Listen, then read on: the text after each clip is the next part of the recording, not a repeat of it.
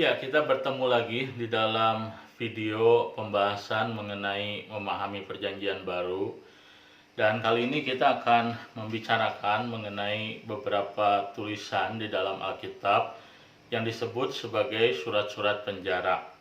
Ada 4 surat yang disebut sebagai surat penjara, yaitu surat Efesus, surat Filipi, surat Kolose, dan surat Filemon. Dan video kali ini akan membahas mengenai surat Efesus. Nah, sebelum kita membahas mengenai tujuan dan isi ajaran dalam surat Efesus, kita akan membicarakan terlebih dahulu 1-2 isu yang signifikan di dalam surat Efesus. Ada 2 topik yang penting di sini. Yang pertama adalah mengenai siapa pembaca daripada surat Efesus.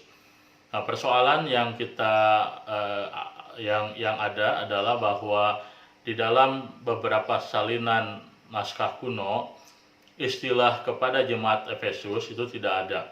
Nah, itulah sebabnya beberapa ahli percaya bahwa frasa bahwa surat Efesus ditujukan kepada jemaat Efesus merupakan sebuah tambahan keterangan yang dituliskan di dalam beberapa salinan kuno. Dan itu membuat para ahli bertanya-tanya apakah Efesus adalah sebuah surat yang ditujukan kepada satu jemaat tertentu, misalnya saja Efesus, atau keterangan bahwa surat tersebut ditujukan kepada jemaat Efesus adalah keterangan yang menegaskan bahwa surat tersebut di preserve atau disimpan terakhir kali oleh jemaat Efesus, di mana surat Efesus sebenarnya adalah sebuah surat edaran atau juga disebut sebagai sebuah surat umum. Dan isu yang kedua adalah terkait dengan kaitan antara surat Efesus dengan surat Kolose. Mengapa demikian? Oleh karena kemiripan di antara kedua surat ini begitu dalam, sehingga kita bisa melihat bahwa begitu banyak isi daripada surat Kolose ada di dalam surat Efesus. Nah, itulah sebabnya maka beberapa orang percaya bahwa surat Efesus merupakan surat Kolose yang dikembangkan, atau surat Kolose yang ditulis ulang, disesuaikan dengan situasi atau konteks daripada gereja-gereja yang secara umum perlu membaca surat Kolose, tetapi surat Kolose masih terlalu dianggap bersifat tertuju kepada satu gereja. Itulah sebabnya maka dari surat Kolose itulah kemudian dikembangkan surat yang lebih lengkap, yaitu surat Efesus. Nah, tentu di dalam menanggapi atau menyikapi 2 isu ini penting bagi kita untuk berhati-hati. Mengapa? Pertama, karena walaupun ada persamaan antara surat Kolose dengan surat Efesus, tapi keduanya memiliki juga perbedaan. Dan persamaan yang ada antara surat Kolose dengan surat Efesus tidak berarti bahwa surat Efesus adalah perkembangan daripada surat Kolose. Bisa saja Rasul Paulus memang menulis 2 surat kepada jemaat yang berbeda dengan isi yang hampir sama, oleh karena pergumulan di antara kedua jemaat tersebut barangkali tidak terlalu jauh berbeda. Nah, jadi persamaan di antara keduanya tidak harus diartikan bahwa salah satu merupakan pengembangan daripada surat yang lain. Nah, sedangkan tidak adanya tulisan bahwa surat tersebut ditujukan kepada jemaat Efesus adalah hal yang wajar dan normal dalam tulisan abad pertama Masehi. Kenapa? Karena di dalam tulisan abad pertama Masehi terkadang kepada siapa jemaat tersebut ditujukan atau surat tersebut ditujukan bisa dihilangkan jikalau memang tujuan daripada surat tersebut adalah untuk dibaca bukan hanya di satu jemaat tapi jemaat yang lain. Nah, itulah sebabnya waktu tradisi mengatakan bahwa surat itu ditujukan kepada jemaat Efesus, kita bisa mendapatkan sebuah indikasi bahwa mungkin pertama-tama surat tersebut ditujukan kepada jemaat Efesus, tapi kemudian surat tersebut diedarkan di banyak gereja-gereja yang lain dan oleh beberapa pembawa surat ataupun oleh beberapa penyalin surat, bagian yang menjelaskan bahwa surat itu ditujukan kepada jemaat Efesus kemudian dihilangkan.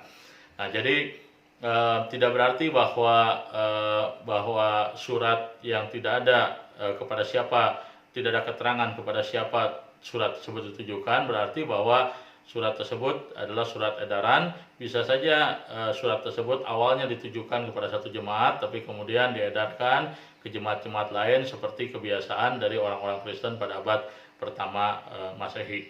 Nah, lalu kapankah surat Efesus ini dituliskan? Tentu kalau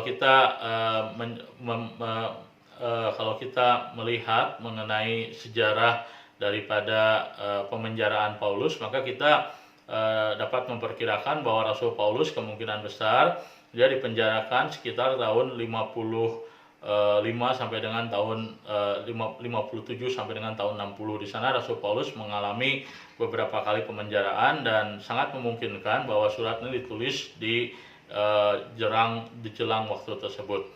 Nah, yang lebih sulit adalah menjelaskan mengenai tujuan daripada kepenulisan surat Efesus. Nah, jadi kalau kita membaca surat Efesus, di sana kita menemukan berbagai pokok ajaran yang signifikan, baik tentang Kristus, baik tentang gereja, maupun tentang keluarga.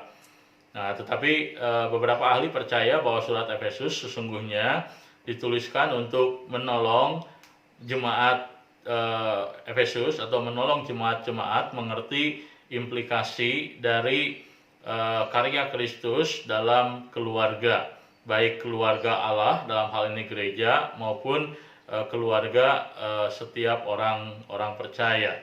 Nah, jadi beberapa ahli percaya bahwa surat Efesus merupakan sebuah penjelasan, sebuah interpretasi dari makna kematian kebangkitan Kristus dalam kehidupan jemaat ataupun dalam kehidupan keluarga Kristen. Nah, jadi kalau kita membaca surat Efesus, kita bisa melihat beberapa pokok teologi yang penting di sana. Yang pertama tentu saja Rasul Paulus berbicara mengenai keselamatan. Dalam surat Efesus kita mempelajari konsep mengenai predestinasi, bagaimana Allah menetapkan manusia untuk diselamatkan sedari semula. Tetapi yang jauh lebih penting adalah kita memahami bahwa gagasan predestinasi diajarkan Paulus bukan sekedar untuk menolong orang-orang Kristen mengerti bahwa keselamatan mereka adalah karya Allah, tetapi mengerti bahwa tujuan daripada predestinasi adalah supaya manusia hidup bagi Tuhan dan bagi sesama. Nah, pokok teologi kedua yang juga penting di dalam surat Efesus adalah konsep mengenai karya Kristus, khususnya mengenai pendamaian. Nah, konsep mengenai pendamaian sangat penting. Kenapa? Karena pendamaian di dalam surat Efesus digambarkan memiliki 3 aspek. Pertama, pendamaian yang dibicarakan berbicara mengenai pemulihan relasi antara manusia dengan Tuhan. Secara pribadi, relasi manusia dengan Tuhan dipulihkan. Manusia bukan lagi seteru Tuhan, tapi manusia menjadi anak-anak Tuhan. Nah, relasi yang kedua adalah relasi antar manusia.